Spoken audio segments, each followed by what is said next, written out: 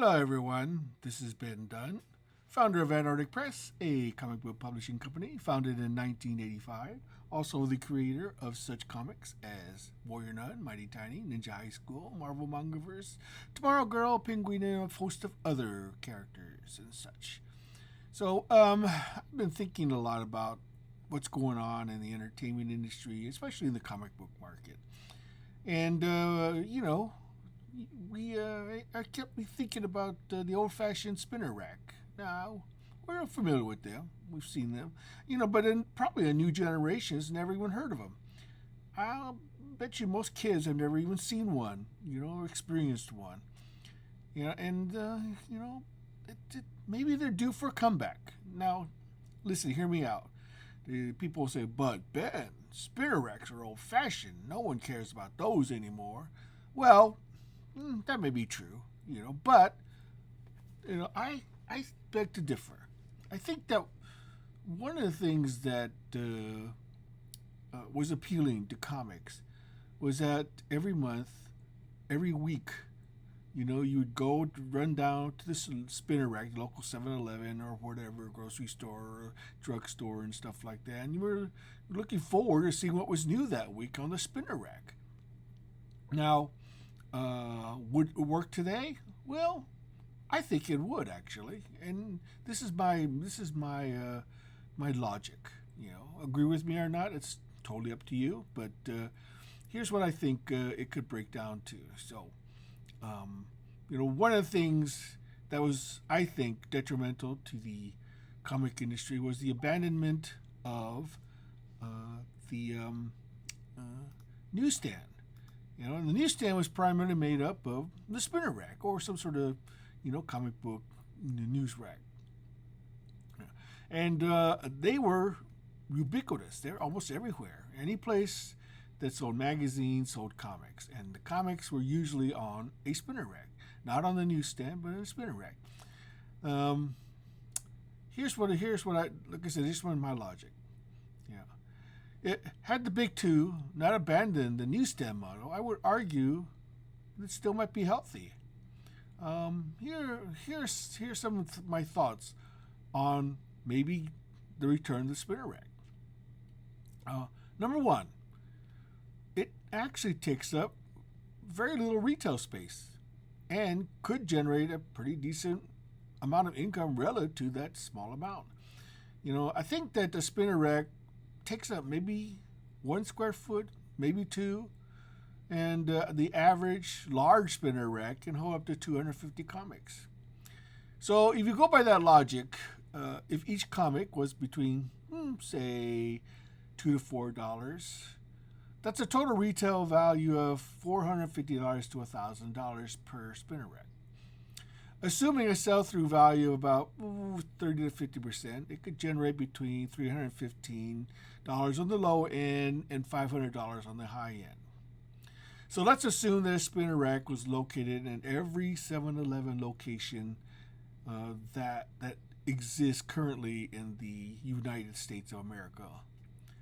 That's 13,000 spinner racks, generating monthly sales of $4,095,000 on the low end, $6,500,000 every month on the high end.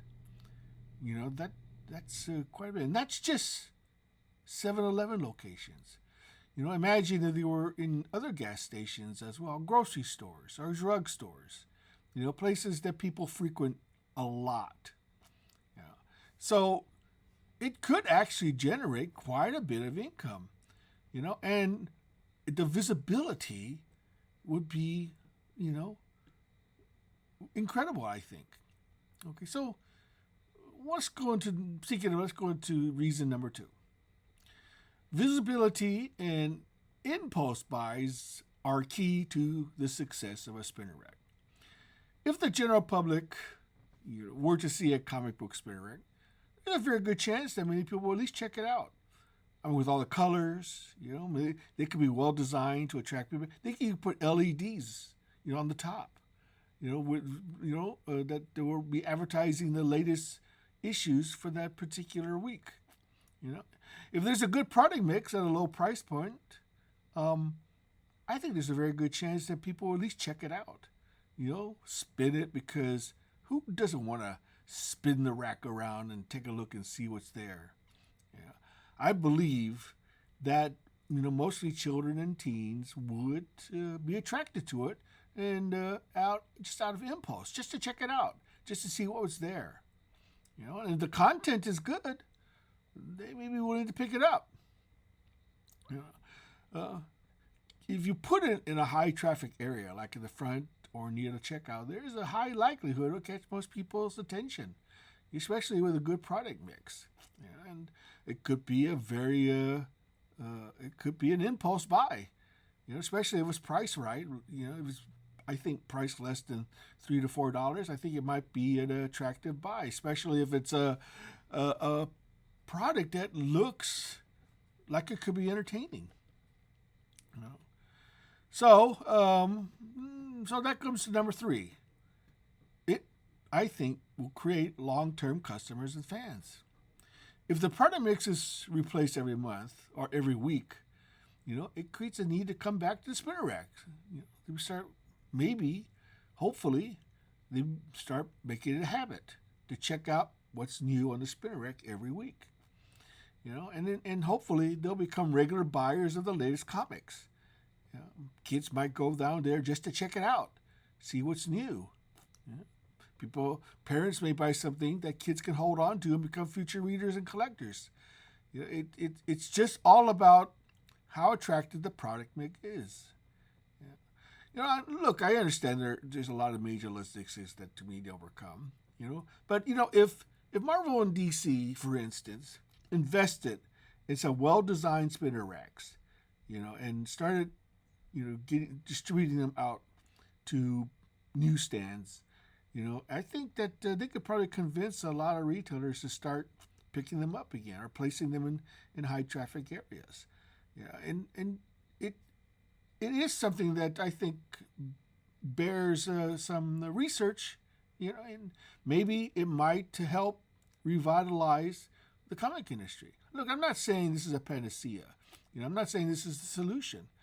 I'm just saying that it might be an alternative to making the comic industry healthy again. Look, I'm not naive. I know that things like that would probably be a huge investment should they decide they would want to do something like that. I understand that.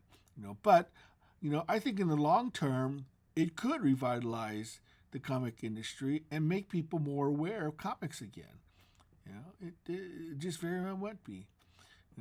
Well, do you agree or disagree? Do you think spinner racks could make a comeback and revitalize the comic industry, or are they just a product of the past and we should just let it go away in the dustbin of history? Tell me what you think.